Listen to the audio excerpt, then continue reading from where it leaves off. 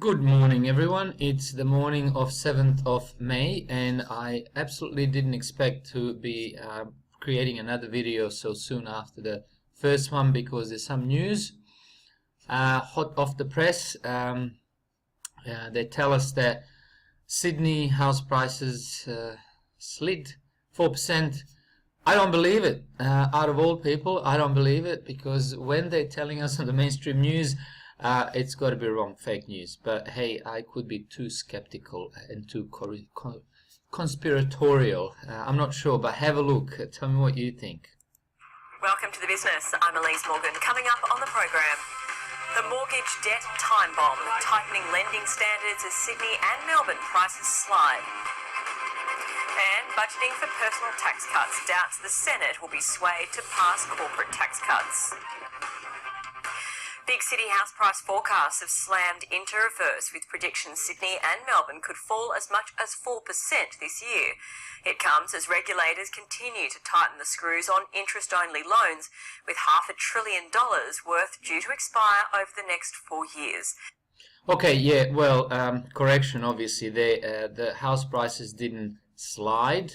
They're predicted to slide somewhere in the order of 4%. Everybody's talking this 4%. It must be some sort of subliminal message there. So how do they know it's going to be 4%? So again, mainstream media telling us 4%.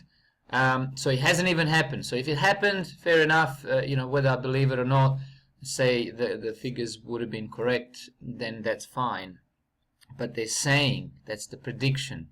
So it's either going to absolutely explode and it's not going to be 4%, or it's going to be 40%. That's how I'm reading it, because it's not going to be what they're predicting it to be and telling us, the sheeple, 4%. So, but what do you think? Anyway, but let's see what they keep telling us. And that's raised fears of a sharp sell-off, as many borrowers suddenly face a 30 to 40% increase in repayments.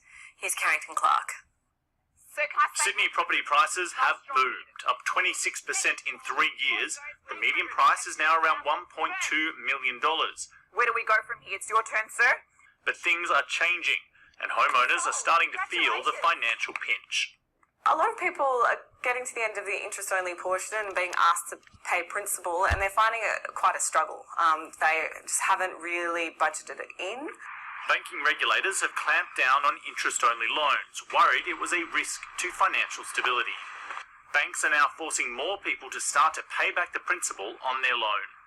There's no doubt that last year, when APRA took the action to reduce interest-only loans, that had a negative impact upon the housing market.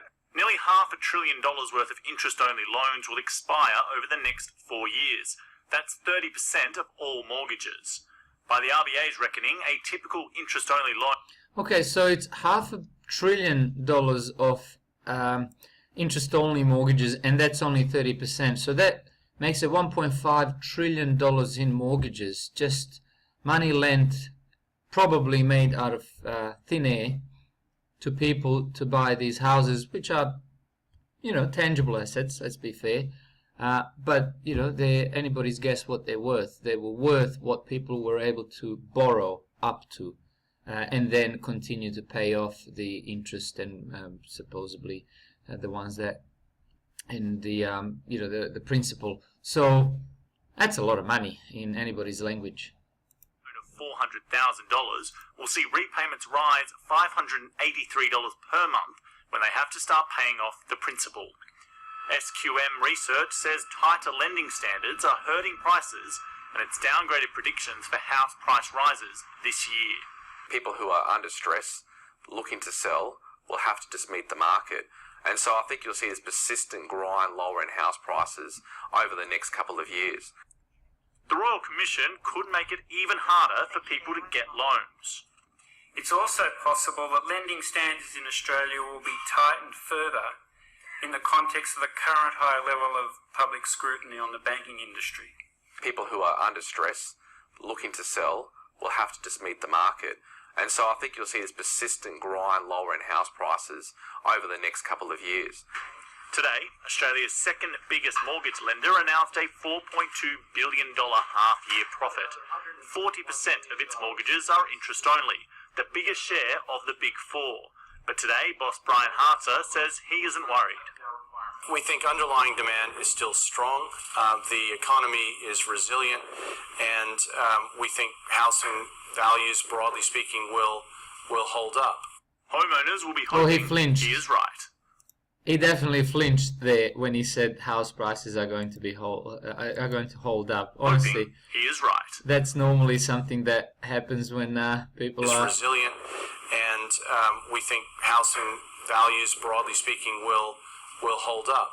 Oh, yeah. No, I don't think he thinks that. So, all right. Well, I'm not buying it. I'm not buying 4%. I'm not buying for it to go up. I think the prices will fall a lot more than 4%. That's my uneducated, semi-educated prediction, let's call it. And we think housing values, broadly speaking, will hold up. Homeowners will be hoping he is right. Carrington Clark there. Well, ANZ is... Okay, well, just one quick video for you, everybody. Thanks for watching. Stay tuned. Subscribe to the channel. I'm going to have some very interesting videos coming up. Thank you very much and take care.